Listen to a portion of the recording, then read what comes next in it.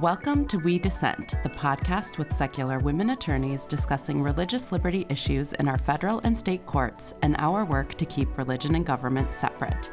I'm Rebecca Markert with Americans United for Separation of Church and State.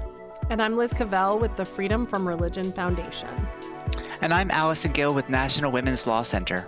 And today we are joined by my wonderful colleague, Rachael Stryer, to talk about state legislative sessions, many of which are ending or have already ended for the year. But before we get into that, I want to give a brief introduction to Rachael. She is the Public Policy Counsel at Americans United. Before joining our team in January of 2025, Rachael was a legal fellow with Organized Power in Numbers, where she provided legal support to worker and immigrant-led organizing campaigns. She also clerked for Judge Keith Alison in Texas. She is a graduate from Yale Law School and Stanford University. So welcome to We Dissent, Rachael. Thank you so much for having me. We are going to discuss the state legislative sessions. This is a show that we do every year where we do a roundup of the bills that we've been tracking over the last year. This recording is going to be dropping in June, so we're halfway through the year. I'd be interested in you telling us a little bit about what the bills are that we were tracking this year. Is it a record year?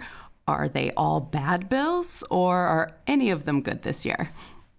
Yeah, absolutely. And just as a little bit of context, because I know every organization is different, what we work on is generally, although not entirely, bills that touch on religion explicitly. So, for example, we would work on a bill that creates a religious exemption for a vaccine mandate, but not necessarily a bill that repeals a vaccine mandate entirely, unless the sponsor explicitly cites religion in some way. And we're increasingly seeing a number of frontal attacks on people's civil rights, especially LGBTQ people, that go far beyond religious exemptions that we might have seen a few years ago. And so that's something that we're sort of navigating, is where is our role on issues that we might have worked on and now have gone so far past the religion issue. All that said, we tracked over 1,000 bills this year. That's pretty typical for us. Last year, we had a weird lull, but over the last probably 5 years or so, it's been over 1,000 bills each year. Of those bills that we tracked, we opposed about half of them, and most of the rest are ones that we're watching but not actively opposing. And then a much smaller number are bills that we use support in some way, and that includes bills like rolling back private school vouchers, extending civil rights protections, and affirming access to gender-affirming care, et cetera. These annual roundups are often quite sobering, just to see the volume of bills that are being introduced every year to take away rights, to privilege one religion, to strip access to reproductive care. So this is tough. I mean, you talk about a large volume, but the vast majority of bills don't go anywhere. Is that right, Rachael? Yeah, that's right. The vast majority of bills don't go anywhere and get caught up at various points in committee if they even do get a hearing. And so we had a number of bills that we started out the session really worried about, and only a very small percentage of them ended up moving and passing, which is always a relief. And it's always a bummer to see the ones that do get through. Let's talk about that a little bit, because there are some states that are still in session, but there are some states that are done. There are some states where they're effectively done, even though they haven't officially adjourned. So could you give a brief overview of where we are with the state of legislative sessions this year? Absolutely. So we're recording this in the beginning of May. I know it's coming out in June. Those states began their legislative sessions in January. 4 states didn't hold any regular sessions this year. That's Montana, Nevada, North Dakota, and Texas. And then every other state had some form of regular session. And those sessions vary dramatically in length, from 30 days, which I believe is New Mexico, to year-round legislatures that are ongoing. And about 23 states have carryover provisions, which means that they have 2-year cycles, either 25 to 26 or 26 to 27. So we saw some bills that were proposed and didn't move last year that ended up getting movement this year, or some bills that were proposed this year that may move next year. About half of states have wrapped up their regular sessions at this point, and that includes some of the states that were most active that you'll hear about, which includes Alabama and Tennessee. And then some of the states that are still going, for example, Oklahoma, have wrapped up their committee work. So that means we sort of know what are the bills that are at risk of passing, even if not all of them have passed so far. And then the last piece of sort of a surprise is that we might see some special or extraordinary sessions this summer. So those are generally convened to deal with specific issues like a budget, redistricting, or natural disaster. It's pretty rare that our issues come up in those special sessions, so we know where things are going for the rest of the year. It's interesting you mentioned Oklahoma because I know that's a state that has a lot of, let's say, unique legislative procedures. So even if something doesn't go through committee, sometimes states are more likely to like suspend their rules and do odd things than that happens at the federal level, right? Especially Oklahoma. Yeah, absolutely. And I mean, one thing you may even see on the floor is gutting a bill and amending it with a totally different bill. So while I said we don't think there will be surprises, there can always be surprises. I've learned some unique terms. I think hog housing is a bill term I learned from Oklahoma. I don't. What does I think that mean? I think that's what you might be talking about there, but I'm not 100% sure. I have not heard the term, but I believe you. Oklahoma is where we also, a few years ago, saw my favorite bill, which was the one that turned all the wildlife over to God. Oh, yeah. So such an important priority. We talked about that in a previous episode. Another thing that we talked about in a previous episode was the state of Texas. And so they're not in every year. They have sort of an odd schedule. Did they have legislative session this year? No, they were out this year. So we didn't see anything coming from them, although I know Rebecca and many other litigation teams are cleaning up what happened last year. And we're certainly focused on the fallout from the voucher program that they passed. So there's certainly lots of work to be done in Texas, even though they did not have a legislative session this year. And are all four of the states that you mentioned that are not sitting this year on a 2-year cycle like Texas, like they go every other year? I think they might just all be odd year sessions. Oh, so Alison put in the chat that hog housing is just what she said it was. A legislative maneuver where a committee or member strikes everything after the enacting clause of an existing bill and replaces it with an entirely new, often unrelated content. This tactic allows lawmakers to fast-track new legislation by utilizing the legislative vehicle of a bill that has already passed through some procedural steps. That sounds like it shouldn't be allowed. Yeah, it's the Wild West in these state houses. They can pretty much do a lot of things you wouldn't think would be allowed because they're the arbiters of their rules, right? So they can change them if the majority doesn't like them. Hog housing. Wow. That's madness. That is something new that I learned today. Well, let's turn to some of the trends that we saw this year. Religion in the public schools is always something that we're tracking, always seems to be a trend, as well as reproductive justice and LGBTQ rights. So tell us, what were you seeing this year? So we'll start with religion in public schools. That's a bread and butter issue for AU. And one of the areas where we see the most action and have seen it the last few years, especially post Kennedy v. Bremerton, which was the 2022 football coach prayer case. As I mentioned before, Tennessee and Alabama were particularly active, although some of the bills we were especially concerned about didn't end up going through. The first bucket of bills that we've seen a lot of action around is bills designed to put up posters of 10 Commandments in public schools. In the past couple of years, Texas, Louisiana, and Arkansas passed versions of this bill, and we currently have active lawsuits challenging those bills. Americans United and the Freedom from Religion Foundation, along with the ACLU, the national office, and the state affiliates, have filed lawsuits against the Ten Commandments laws in Texas, Louisiana, and Arkansas. All of them are at various stages of litigation, but we did recently receive a pretty disappointing decision from the Fifth Circuit allowing the posters to go up in Louisiana and in Texas. That litigation is still ongoing, however, so we're not going to get into all of the details about it today, but we are fighting these in court and trying to uphold church-state separation in public schools. And Rebecca, that's after a directly relevant Supreme Court case called Stone v. Graham, which, the Supreme Court specifically said you can't have these displays in schools. So it's important to flag that for everyone, that these are trying to overturn established Supreme Court precedent. Right. This is a lot like what we've seen in the reproductive space and so many of the other places where Christian nationalists are trying to directly overturn Supreme Court case law, and this is no different. This is not an open question. There is direct Supreme Court precedent on point, but states like Texas and and others that Rachel's about to tell us about from 2026 are just ignoring that in order to try and set up the courts to roll back these rights. And these are the bills that are the bad ones that we are trying to stop before they become a law. So Rachel, tell us a little bit about the ones that we saw this year on 10 Commandments. So the gates really opened after those first three passed over the past couple of years. So this year we saw bills proposing something similar in 14 states, and 2 of those bills ended up passing. The first was in Alabama. That was SB 99, which passed a bill requiring 5th through 12th grade history classrooms to post a set version of the 10 Commandments. And then they're also requiring an accompanying very long and extensive historical context statement, which I can only imagine will make the posters extremely text heavy and pretty unreadable for students in the classrooms. Those kindergartners will love it. Well, not kindergartners. Yeah, it's very long and extensive, and it's hard to imagine what they're actually going to look like. I haven't looked up images, but it's just a lot of text.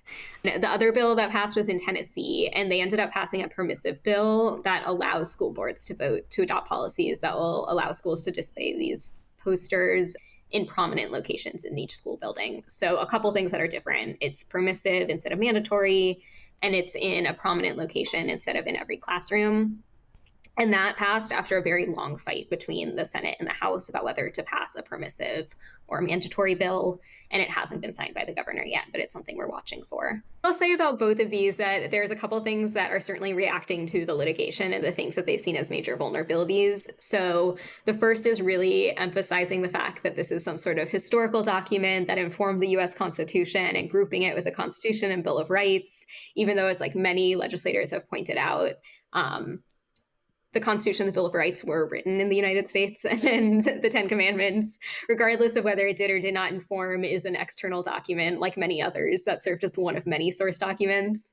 But we saw just a lot of emphasis on that both made it into the bill text and also by sponsors to really try to emphasize that in debate, although other legislators sort of dropped the ball on that and talked about bringing back the second coming and bringing back Paired to Schools and all of that. So not everybody got the memo. And then the other thing that we really saw was, I think, a real emphasis to try to avoid some of the stories that have come up in litigation about like really young kids going back to their parents and asking their parents what adultery is and things like that. And so you like saw like kindergartners. Yeah.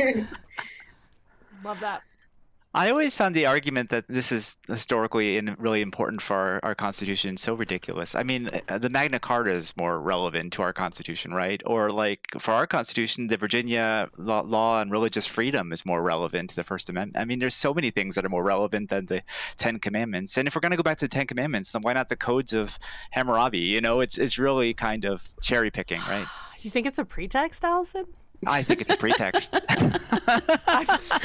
This is hot takes here on We Dissent. Hot takes. I'm always curious, Rachel. So these 2 that passed, maybe you don't know this without the bill text in front of you. I know the Tennessee one is permissive, and that's a little bit different. But are they actually prescribing what the posters should look like, including what the 10 Commandments text should say? As the states of Alabama and Tennessee, are they actually prescribing the words?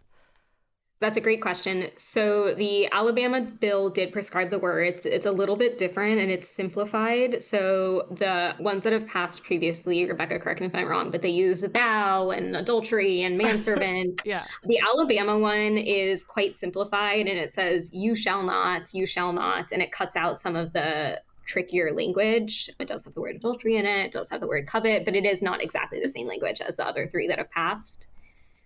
And then in Tennessee, the competing bill had prescribed language, but the one that ended up passing does not have any prescribed language. So introduced in 14 states and the other 12 just died in committee?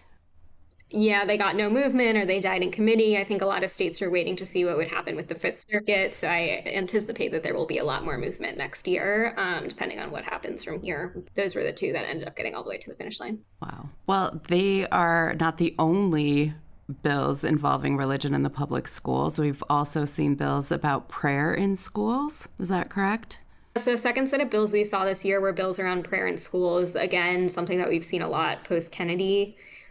The U.S. Constitution protects students' rights to voluntarily pray and express religious viewpoints when they're at school, as long as this activity is voluntary, it's student-led, it's student-initiated, and it doesn't coerce other students or disrupt the school day. But a couple bills have passed this year. First was in Alabama, which passed a bill that creates a referendum that would require school boards to adopt a policy allowing student-led prayer and then also requiring the Pledge of Allegiance.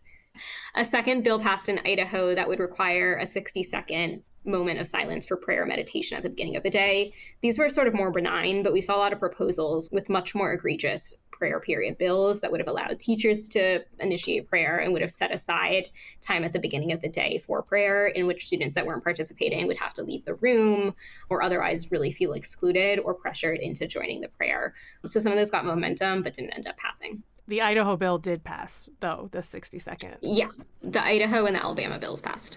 Yeah, also case law directly on point. So aiming directly at case law that says that schools cannot set aside special time for prayer at the beginning of each school day. So love that from Idaho. And then on the Alabama bill, is the bill text fleshed out on what they mean by student-led prayer? Because as you noted, the First Amendment already protects students' rights to non-disruptively and voluntarily pray at school on their own in a voluntary, student-initiated way. So it really just captures what already exists. It says the prayer must be initiated by and led by a student. No student may be required to participate. And local policies must ensure that students have the opportunity to opt out of participation in the Pledge of Allegiance or prayer. So it's pretty watered down, but I think it's just beginning to contribute to the conversation of opening space for policies that affirm prayer. It's a little bit internally inconsistent, too. It's right after the Pledge of Allegiance at the beginning of the day, right? And then it says each local school board of education shall have a policy that allows prayer to be conducted, but it has to be initiated by a student. So they have to have a policy, and I guess it's supposed to be like a sham, and then some student's going to stand up and try to initiate it, right? It's a little bit strange. Like there's an expectation that it will happen because they have to have a policy allowing it, but you initiated it, students. Yeah, exactly. It wasn't us that initiated this with the bill that we passed and then the school board policy that had stated it. Yeah, no, you're onto something. It's so funny. Right, that is what it's trying to set up, right? It's like this actual forced time for student-led prayer to be public and coercive and foist upon everyone else. Well, and did the students feel like they couldn't pray? Because I feel like that is not a thing. What's that old joke? Like, as long as there are tests in school, there's prayer in school. I don't understand why we're passing these things that, like, are just affirming rights that already exist. Absolutely. And I think it's moving towards communal prayer, right, from an individual prayer. Yes. And opening the door for more formal policies, although I think this one doesn't quite get there in a way that we saw some other proposed bills do more formally. I agree. Yeah, that makes sense. It's not really about the students praying. I mean, we're talking about Alabama and Idaho, so I'm pretty sure they realize students can pray there. It's all about sort of institutionalizing this. Exactly. Yeah. Talk to us about chaplains and release time in public schools. Those are other areas where we saw bills this year. So this is a couple of other areas where we see a few bills come up every year. The first is chaplains. So a number of states have adopted policies that allow chaplains in public schools, despite the constitutional bar on public school-sponsored religious activities. Legislators argue that chaplains will help address shortages of school counselors and can provide mental health services to students. But chaplains are clergy members who are trained to provide religious and spiritual care and not to serve as replacements for qualified school counselors. These bills look different. Some of them allow volunteer chaplains. Others actually allow for the employment of chaplains.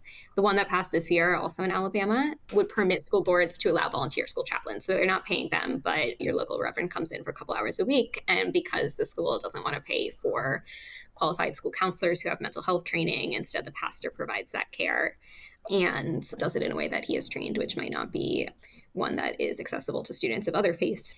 And then another type of policy that we see a lot over the last few years that came up is release time policies. So these are policies that authorize public school students to leave school property during the school day to receive religious instruction.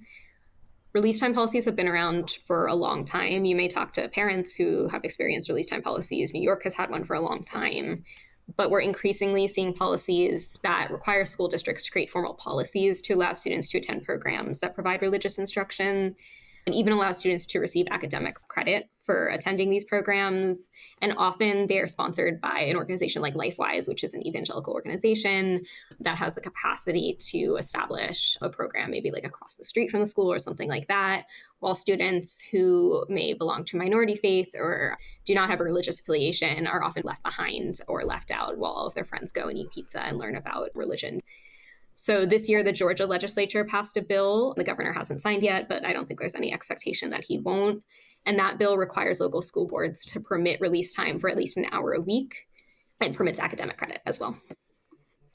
It also, I think you pointed out, that allows the courses to be held on school property, which directly violates, as far as I know, the precedent, the Supreme Court precedent on this. So I'm curious about that.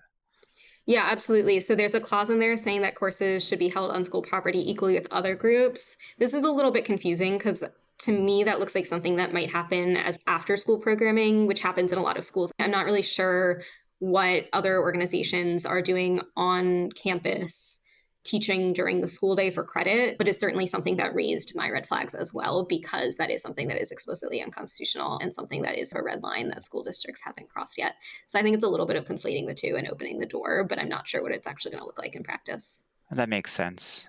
Just going back to chaplains, I'm curious, Rebecca, I wanted to ask you about this because it's been a couple years now since these chaplain bills started being introduced and passing. And I'm just curious if we've seen any litigation challenging them yet and what that looks like, because, I mean, they're so egregious.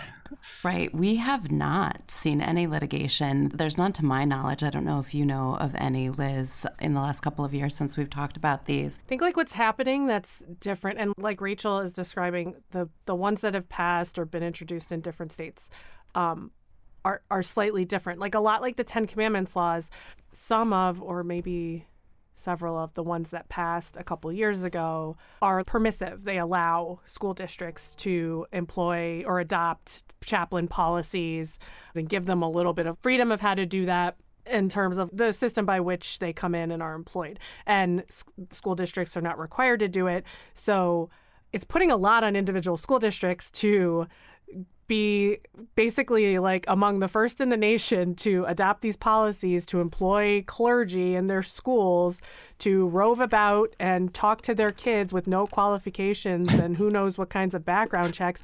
You know what I mean? It's like, in addition to like the liability being opened up because these schools actually do still have Establishment Clause obligations. Their students have a right to be free from religious coercion while attending their schools. And so, I mean, it's not quite as like immediately widespread as these bills have passed. We're not seeing public schools eagerly implementing these programs widespread and then those filtering down to the way our organizations usually interface with these things in practice, which is people on the ground contact us and say, this is what's happening in my school district or my kid's school district. Oh my gosh, there's this chaplain. He comes around at lunch and sidles up to the kids and it's creepy. And here's the stuff he hands out. And here's how the school is giving him access to students. And so without those details kind of filtering down through to our organization, we have not quite found a specific iteration of this program to challenge through litigation. So maybe there's a lot happening in some of these states, or this is going to be ramping up soon, but I don't know if many school districts are actually adopting and implementing these practices at scale, even though these laws are extremely problematic and violate the Establishment Clause and set up huge red flags and things that our organizations would sue over. I don't know how much of it's actually happening in practice. Maybe that will ramp up as more states pass these bills with school districts that are more risk tolerant. I don't know, but we're not seeing it. I know in Texas, there was a whole campaign after they passed it to prevent, to urge school districts not to pass policies. And almost, I think every state that's passed one of these has permissive, like it's up to the school boards and school districts to decide whether if they want to have a policy or not. Right. So, yeah, that's a good point. Yeah, and there's been some pretty creative advocacy around that, especially from the Satanists who have gone in and say, that's great, we're so excited to send in our leadership to serve as chaplains in schools. And there's a number of articles, especially in Florida, of school boards that have voted down policies after that. Okay, well, that's chaplains. What else have we seen in 2026, Rachel, that's in the religion in schools category? The last bucket that I think is worth highlighting is classroom instruction and curriculum policies. So we've seen this every year, but increasingly sets of bills pushing for curriculum changes that emphasize the role of Christianity in U.S. history and government. This year in Tennessee, we saw a bill that requires public school history curriculums to teach about the positive impact of religion on American history and the influence of Judeo-Christian values. And it cites 2 pages long of examples of that, which is everything from George Washington's direction regarding chaplains in the Army to the historic role of the Black Robe Regiment to the impact of Billy Graham and beyond. And then we saw some bills coming out of Idaho and Utah that are a little bit more vague, but just require curricula changes to teach about the influence of Christianity on American history. That's something that we're seeing over and over again, is this overemphasis on Christianity's impact on our structures of government and founding documents. Were these bills passed or did they die? These are 3 examples of bills that passed. We saw a number of others that died. These come up all the time, but these are the 3 that got through. And these are bills, but a lot of times, things that happen through curriculum don't happen through a legislative process. They happen through being pushed by the state school board or by changes through the Department of Education in a state. And there's been a big push recently in some states and by the Trump administration to do more classic education, what they're calling classic education, which is really just sort of right-wing propaganda. That might not make it into bills necessarily, but it could still definitely influence schools. Yeah, absolutely. And that's something we saw in Oklahoma, and I know is something that our litigation team did a lot of work on. Well, okay. That's more religion in public schools legislation than I wanted to know about, Rachel, but it's a big category. The next kind of bucket that you have outlined here is kind of adjacent to religion in public schools, but it's its own kind of separate beast. It has a lot to do with state funding and public school education. So why don't you talk about vouchers? Like you said, we have emphases on pushing religion into public schools, and then also directing funds that could go to public schools to fund religious private schools. So this is certainly a related and 2-pronged attack. And so over the past few years, we've seen a number of states creating or expanding programs to fund private school vouchers, which overwhelmingly go to private religious schools. Politicians will often claim that these programs are supposed to help low-income families have access to private schools, but we're increasingly seeing states adopt what we call universal or near universal voucher programs that have no limits on participation based on the income of the family. And what we see over and over again is that the students that benefit from these programs are students from wealthy families who generally already went to private school, but now get to do so with all of our taxpayer dollars. The other thing to note about these is that these programs cost states billions of dollars and can be devastating to state budgets in totality, as well as particularly their public school budgets, and lead to massive waste, fraud, and abuse. For anybody who's interested in this, they should do some research on Arizona's voucher program, which is funding things like trip to Disneyland and $16,000 for Legos, while their public schools are really, really struggling to survive. Have any other states passed universal vouchers in the last year or 2? So in the last couple years, a number of states have. I don't have the list in front of me, but that was a lot of action over the past couple years. And we also just saw states that had pushed back over and over again fall. So Texas is an example of a state that had rejected vouchers over and over and adopted it last year. So we saw a lot of expansion in the last couple years. This year, partially because so many states have already adopted and partially because the focus was on the federal voucher program, we actually had fewer conversations about state programs. So I think South Dakota lifted their income cap, but for the most part, most of the action was on adopting the federal voucher program. Look, I just love South Dakota as an example because it's one of the most rural states in the country, right? It is incredibly rural. And there's not voucher schools to attend in the vast majority of the state. So this is very, very bad for the vast majority of people that live in South Dakota. And that doesn't matter because there's really just an agenda here, which is to build this alternate taxpayer-funded religious school system. And on the other side of that, depending on the state, it also provides very lucrative tax benefits to wealthy donors if it's a tax credit voucher program. But the big action this year was on the federal voucher programs. Last summer, Congress included a tax credit voucher program in its big budget reconciliation package, which they called the One Big Beautiful Bill Act. This is a program that gives massive tax benefits to wealthy donors that donate to what was called scholarship granting organizations for school-related expenses that then go to students to fund private school tuition or maybe some other programs, although we're not exactly sure what will and won't be allowed. And states are supposed to be able to opt into the program, which will begin in 2027. There's still a ton of open questions about what the program is going to look like. We don't know if states can limit where funds go.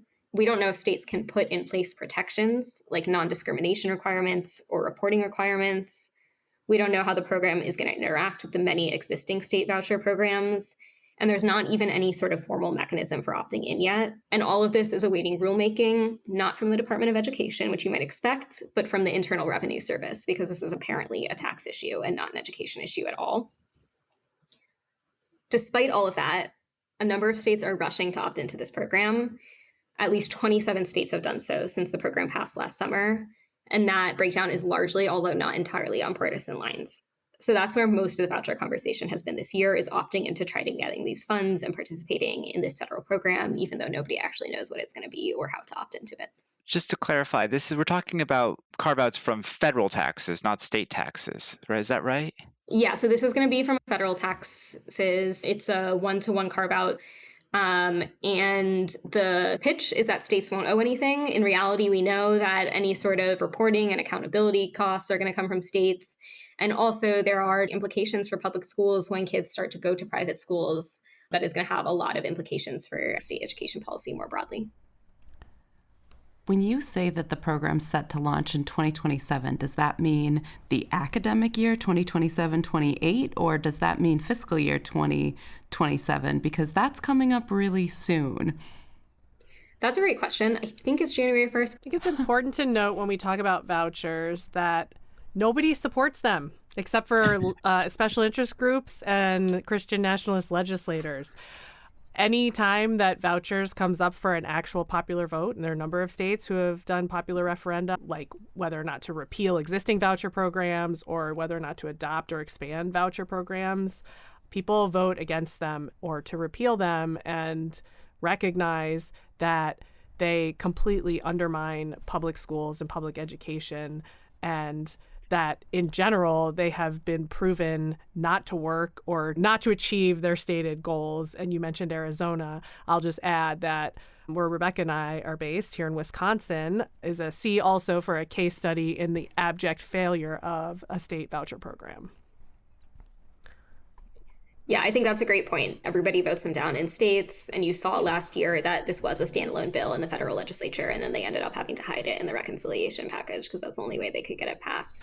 I know a few years ago there was a case at the Supreme Court called Espinoza, which invalidated Montana's no aid clause, which is basically a constitutional clause that says you can't fund religious schools. So several of the states have much broader versions of that say you can't fund private schools at all, which might be able to stand up better. I'm just curious if there's been efforts in states to sort of proactively add those things in. I'm thinking about that, and also efforts to sort of rein in, just in case there's another charter school case, rein in the charter school spending as well, proactively in some of these blue states. That's a great question, not that I know of. There's an interesting case in Ohio right now, a lawsuit going on around these issues that is specifically about guarantees of public school funding and the way in which private school vouchers are impacting that. And I do think there's beginning to be conversations about what it would mean to roll back some of these voucher programs. A similar lawsuit has been filed here in Wisconsin against the Wisconsin legislature by Law Forward and a bunch of public school districts and PTA organizations, and basically challenging a number of aspects of how the Wisconsin legislature has failed to fund the public school system. But I think diverting money to private school voucher programs is a huge part of that.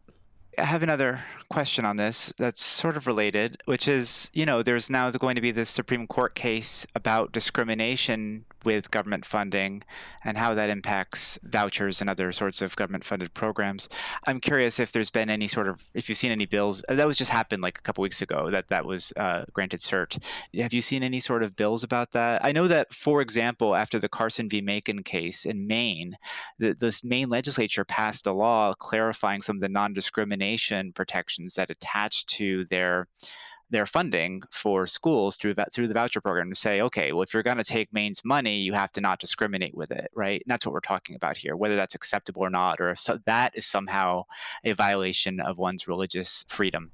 So I guess I'm just curious if there's been any sort of movement in that area. I don't know of any prominent bills that are really smartly seeking to address that, in part because they are backed into a corner, right? I think especially if the Supreme Court decision goes the way that we think it will, I don't know what that's going to mean for state non-discrimination law that makes funding requirements, ties them to non-discrimination requirements, right? I'm just not sure what that's going to look like or what the future there is. So I think states just don't know what to do with that, but maybe that there are some creative solutions that we're just not aware of there. I'll just say on all levels, that is the next front for the right. I think we can talk about that a little bit in the foster and reproductive rights space, and certainly something we're seeing at the federal level as well. Yep. Step 1, get taxpayer dollars to fund your religion. Step 2, reject all strings attached to that public funding, not to discriminate or to in any other way be accountable to the public. Yep, that's definitely the playbook.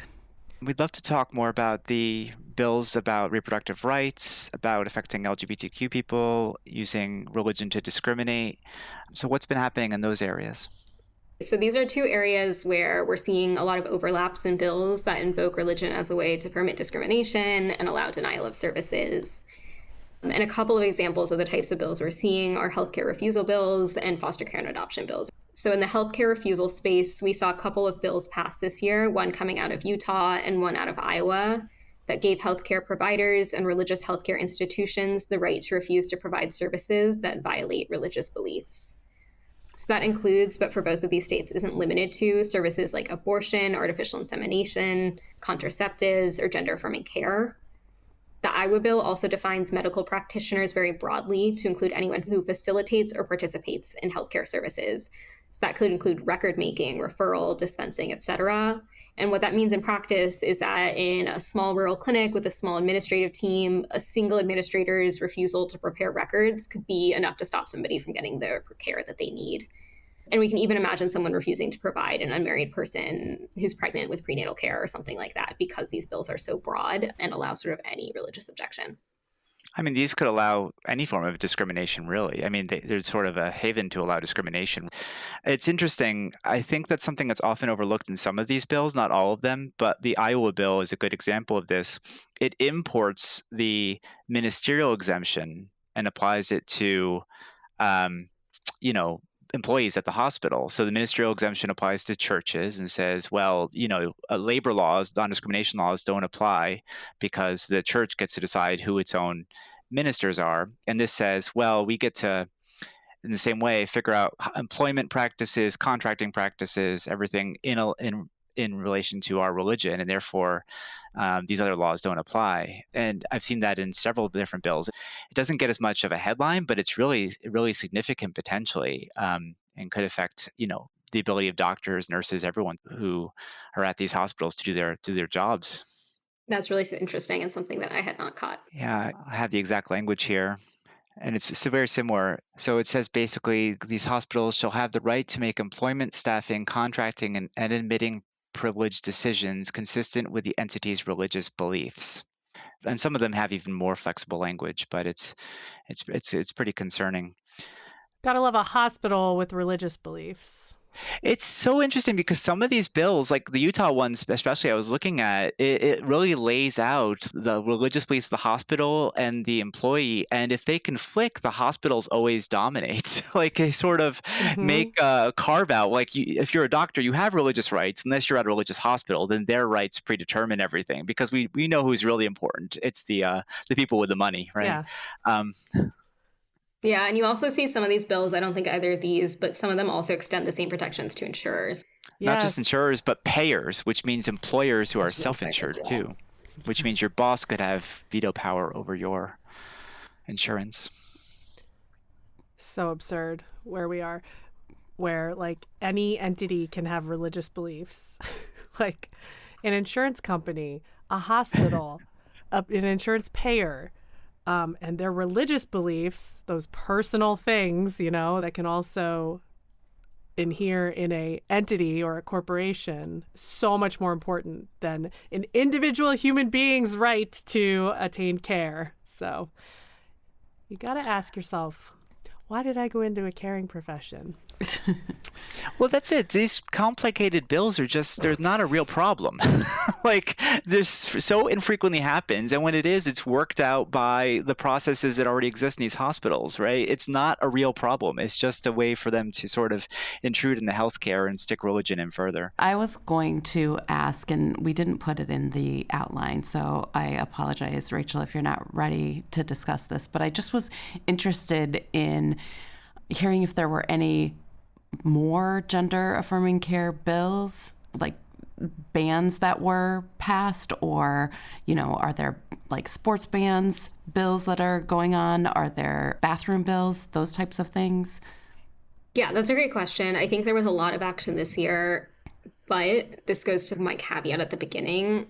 Those might have been religious exemptions 5 years ago, and now they're just outright bans in a way that they are beyond the scope of the work that AU does. Various LGBTQ organizations have really taken the lead on that, and we are in coalition with them, but I don't feel like I have sort of like a comprehensive analysis of where those passed. But there were so many devastating bills. I think Kansas's driver's license bill is like one clear example of that. I thought something else was interesting about the Utah bill is it tries to inform people in some ways about the denial of care. Like, it requires them, a person or a hospital that doesn't provide services, to inform like the Department of Health, which is interesting. A few years ago, I helped pass in Colorado a healthcare transparency bill, which is a positive measure that sort of helps disclose when denial of care happens, so that if folks are concerned about it, they can look at the Department of Health and look up their hospital and see what services they do or do not offer, which I think is valuable. But here, Utah sort of makes a nod towards that. I don't think it'd be as effective here because it just doesn't have the right provisions to really spell things out clearly or make sure they get in patients' hands. But it's interesting that they saw that as a need. I find that Utah sometimes tries to walk a line of trying to seem reasonable, like with their non-discrimination laws, for example. They passed some, but they had a lot of religious exemption. But they actually, you saw more conservative members actually pass a non-discrimination law that was LGBTQ inclusive, for example. So I feel like it's an interesting state. It's very different from a lot of other states in some ways when it comes to religious exemptions. So another thing we're seeing in this using religion to discriminate piece is foster care and adoption bills, which I find one of the most maddening types of bills that I encounter. Indiana passed a bill that would allow government-funded child placement agencies, which are frequently religious, to use religion as a justification for refusing to work with families, youth in care, and prospective parents, and to allow adoptive or foster parents the right to raise a child in a manner consistent with their sincerely held religious beliefs. Just to break that down, that means two things. It first means that an evangelical foster agency could deny Catholic, Jewish, or same-sex couples the right to foster kids. It also means that they can place LGBTQ kids with parents who refuse to support or affirm their gender identity or expose these kids to conversion therapy. These are like a little bit internally inconsistent with each other, but they're both very harmful, and they both place the religious beliefs of the agency and the foster adoptive parents over the best interests of these kids who are in really vulnerable positions at the worst times of their life.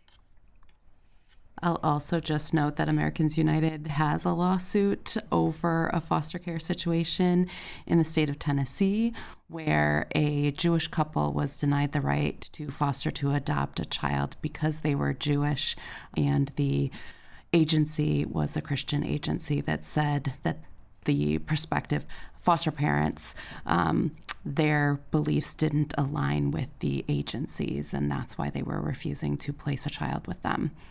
And that litigation is also ongoing. So these are very real, very sad things that are happening in these states.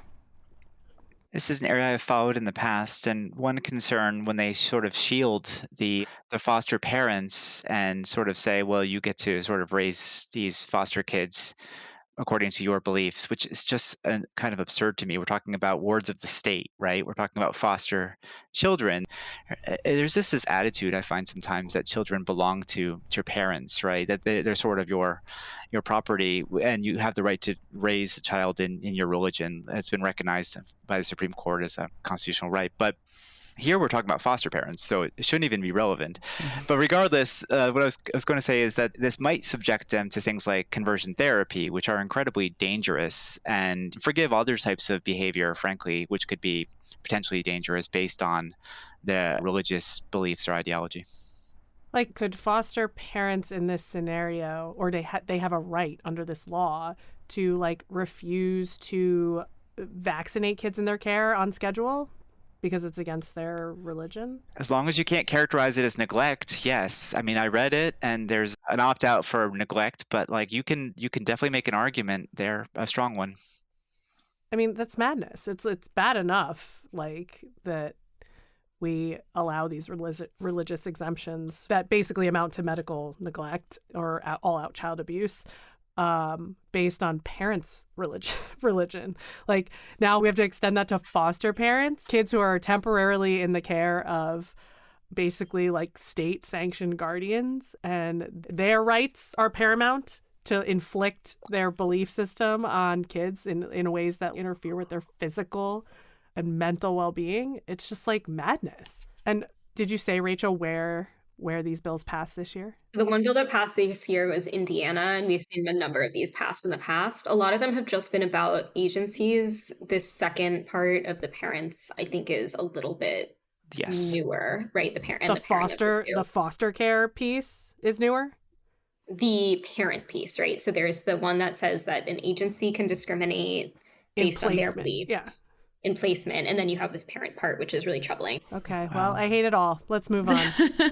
That's sort of like the bucket for legislative efforts that are anti-LGBTQ / license to discriminate. But you have this whole separate section noted in our outline about bills that are like the resurgence of anti-Sharia law. So tell us about this. What's going on, and what did we see in 2026?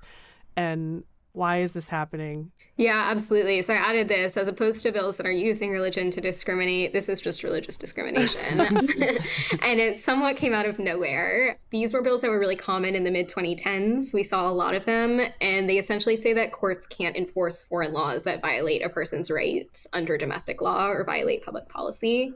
The question you would ask is when and why courts would ever do that. And the answer is they really don't. These bills don't really have that much legal impact. And they're based on these totally baseless claims that Sharia law is infiltrating our legal system and taking over entire American communities. And they're just part of this growing anti-Muslim animus. And we've heard some really troubling statements from politicians and elected officials saying that Muslims are anti-American and just using some really inflammatory and upsetting language. And we saw what seems like coordinated bills pass in 4 states, Tennessee, Florida, Iowa, and Idaho, as well as a slightly different bill that is also fueled by anti-Muslim sentiment in Arkansas. And a couple of them also in the same bill also include provisions that relate to either designating or giving enhanced criminal liability for terrorist organizations to really underline whatever point they're trying to make in their Islamophobic messaging. I think these in themselves have very little legal impact, but represent a really troubling trend towards attacking religious minorities for political benefit. So when you say these are coordinated attempts to pass these bills, or the bills were coordinated, like how so?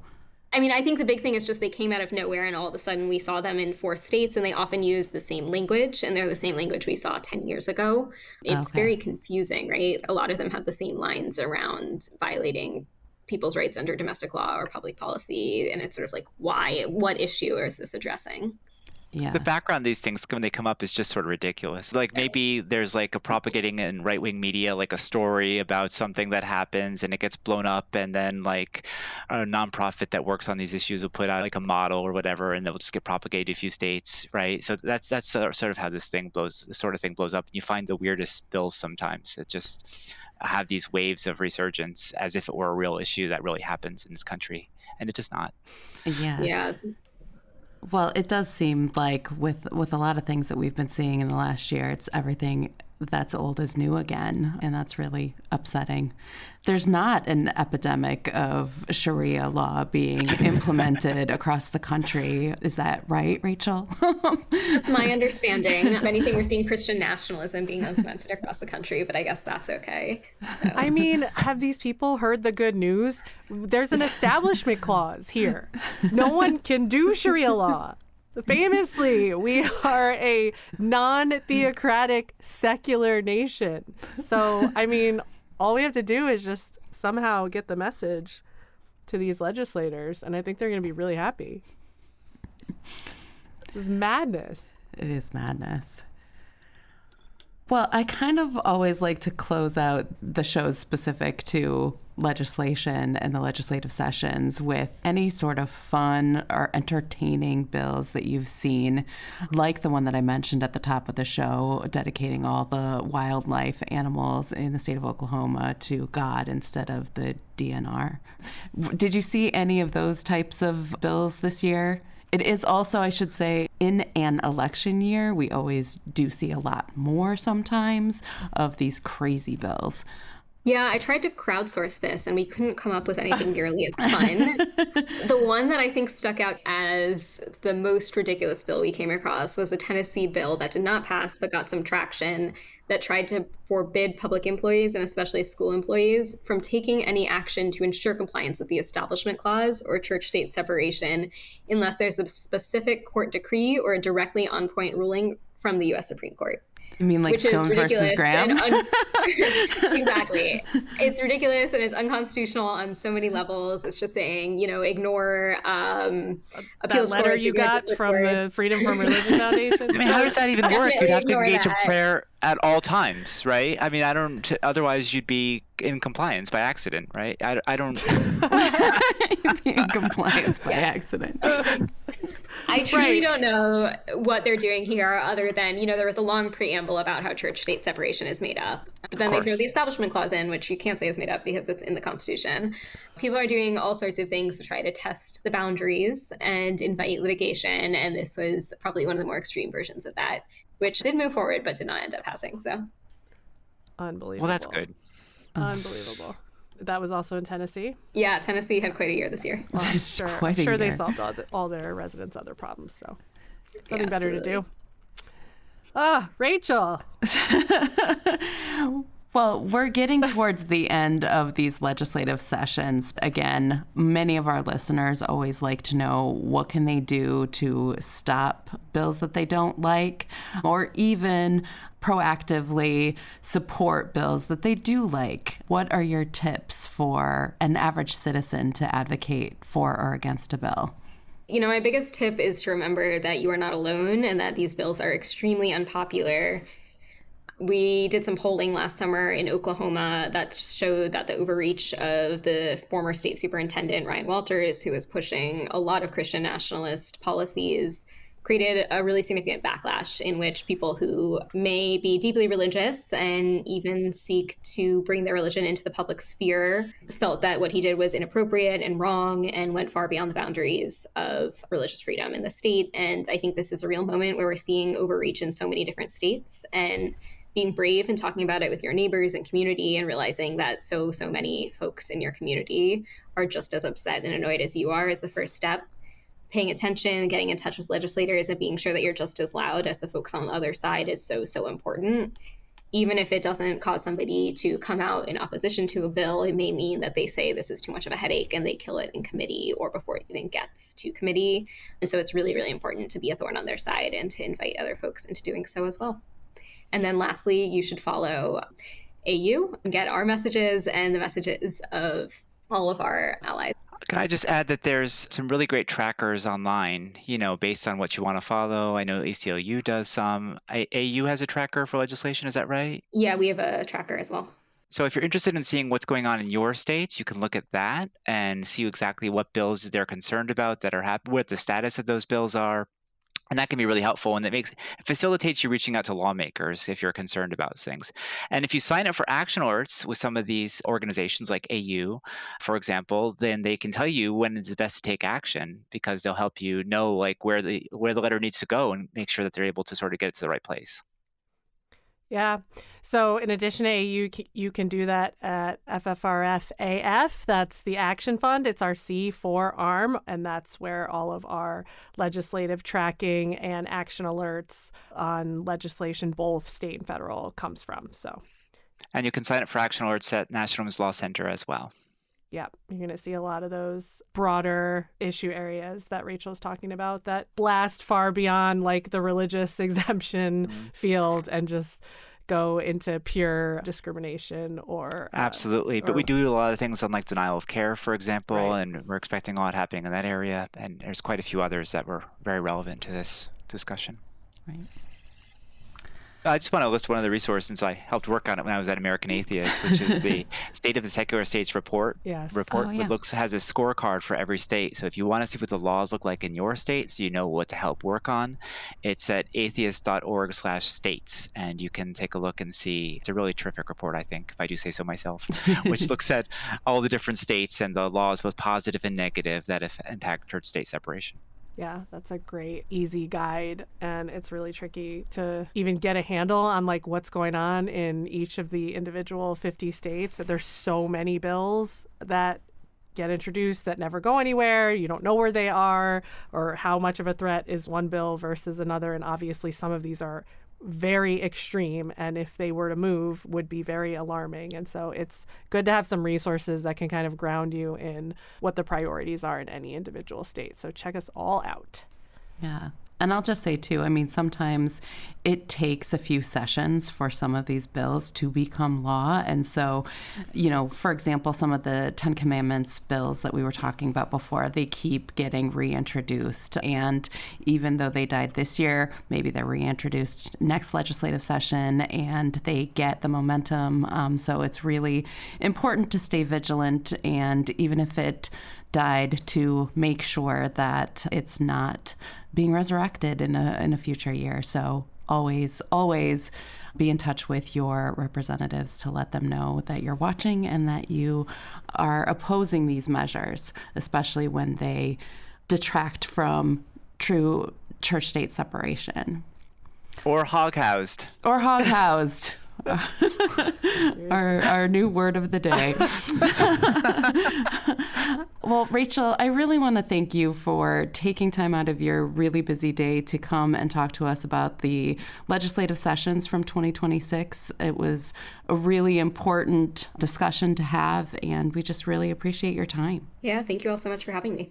Well, that is it for today's episode. I'm Rebecca Markert. I'm Alison Gill. And I'm Liz Cavell. If you haven't already, please follow us on our socials.